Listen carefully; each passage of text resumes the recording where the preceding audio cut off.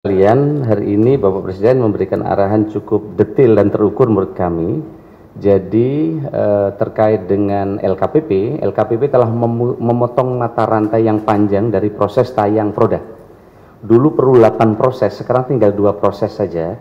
Setelah kami bertemu dengan vendor-vendor dan digital marketplace, sehingga sangat market friendly. Maka kalau dulu hanya ada 52.000 produk kurang lebih 1 tahun, sekarang sudah 600.000 produk 1 tahun untuk e-katalog, sementara untuk toko daring sekarang sudah 708.835 produk, ada 303.000 merchant, dan untuk mikronya di e-katalog ada 10.861. Intinya Bapak Presiden memerintahkan tidak boleh lagi masuk e-katalog berbelit-belit, tidak boleh lagi sulit untuk diakses, dan ini sekarang sudah mudah diakses. Yang kedua, supaya tidak hanya pengusaha besar saja, maka beliau memerintahkan e-katalog lokal harus hidup. Dulu saya selama 10 tahun jadi bupati di daerah, tidak bisa bikin e-katalog lokal karena syaratnya terlalu banyak. Nah, sekarang syarat-syarat yang berat telah kita potong dan semua kabupaten kota sekarang sudah punya e-katalog. Hasilnya sekarang produknya sudah banyak yang masuk.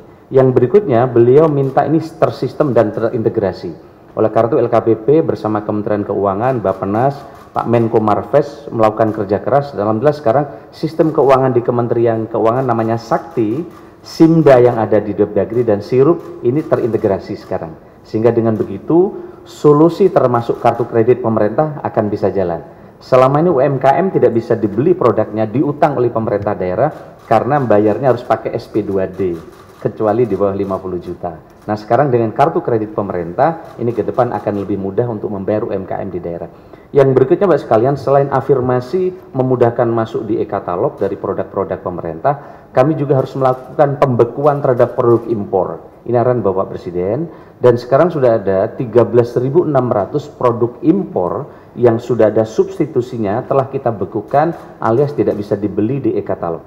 Dan ini trennya ke depan akan meningkat karena sistem kami insya Allah nanti yang blockchain dan big data ini akan segera selesai bersama PT Telkom. Yang berikutnya Bapak sekalian yang ingin kami sampaikan adalah terkait dengan rencana undang-undang yang akan kami ajukan terkait pengadaan barang jasa pemerintah. Dan ini kami tadi sudah sampaikan benchmarkingnya di Amerika, kemudian juga di India, dan di beberapa negara yang lain termasuk di Filipina, di Tiongkok. Bagaimana Tiongkok bisa, mereka sangat kuat, salah satunya adalah ada afirmasi terhadap produk-produk dalam negeri. Nah, yang berikutnya Bapak sekalian yang kami ingin sampaikan adalah kita baru saja mencoba konsolidasi pengadaan. Jadi kita ajukan anggaran yang besar di beberapa kementerian kita satukan. Yang baru saja berhasil dalam sejarah baru pertama adalah pengadaan laptop. Dari sedikit kementerian, termasuk Kementerian Keuangan dan Kementerian Pendidikan, kita dapatkan 6,3 triliun pembelian laptop. Kalau beli sendiri-sendiri, ini tidak dapat diskon, kalaupun diskon hanya sedikit. Maka ini kita kumpulkan bersama LKPP dan Kementerian Keuangan, kita langsung negosiasi ke produsen. Kita tidak hanya satu, ada 7 produsen. Alhamdulillah kita bisa dapat diskon dari sini 27,4% dan 29%. Hasilnya negara bisa hemat 1,8 triliun. Tentu di sistem pengadaan yang lain, Ibu Menteri Keuangan juga melihat bagaimana di tempat negara lain bisa melakukan konsolidasi sehingga penghematan uang negara bisa berjalan dengan baik. Yang paling akhir, dulu memasukkan produk di e-katalog itu perlu negosiasi harga. Sekarang tidak perlu negosiasi, kita ikut harga pasar. Ini arahan Pak Menteri Bappenas dulu. Yang kedua, dulu kontraknya 2 tahun sekali, jadi tokonya buka 2 tahun sekali. Sekarang setiap saat bisa berubah harganya sesuai dengan mekanisme pasar. Kalau dulu mungkin penyediaan 10 harganya X, kalau nanti penyediaannya 100 bisa saja X1.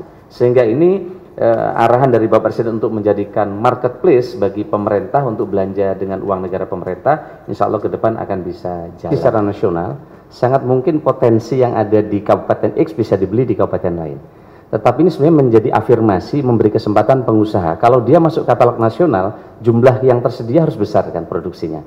Tapi begitu masuk katalog lokal tidak perlu besar, bisa mengakses. Selama ini belanja kursi misalnya, perkantoran didominasi kota-kota besar, barang dikirim kalau enggak Surabaya, Jakarta, dan kota besar yang lain. Pak Min, Pak Yem yang bisa produksi bangku itu tidak terbeli karena dia tidak bisa masuk ke katalog nasional. Dengan katalog lokal nanti mereka bisa masuk. Apalagi sekarang tidak perlu pakai SNI. Dulu mereka nggak bisa masuk SNI, nggak bisa masuk katalog lokal karena syaratnya terlalu banyak. Presiden diminta mangkas ini semua, kira-kira gitu. Yang berikutnya Mbak sekalian, rewardnya seperti apa? Tadi udah kami sampaikan di ratas dan beliau para presiden menyetujui. Pertama, jadi insentif DID di dana transfernya Kementerian Keuangan. Kalau daerah tidak sesuai dengan perpres belanjanya tidak mencapai minimal 40%, dia nanti akan kena penalti atas dikurangi DID-nya. Begitu juga akan jadi indikator rewardnya di Kemenpan RB di dalam sistem akuntabilitas kinerja atau SAKIP. Bisa saja tidak A, tidak B, tidak C karena belanja produk dalam negerinya mereka kurang dan UMK-nya. Nah begitu juga di Kementerian Dalam Negeri. Saya kira itu. Ya, makasih.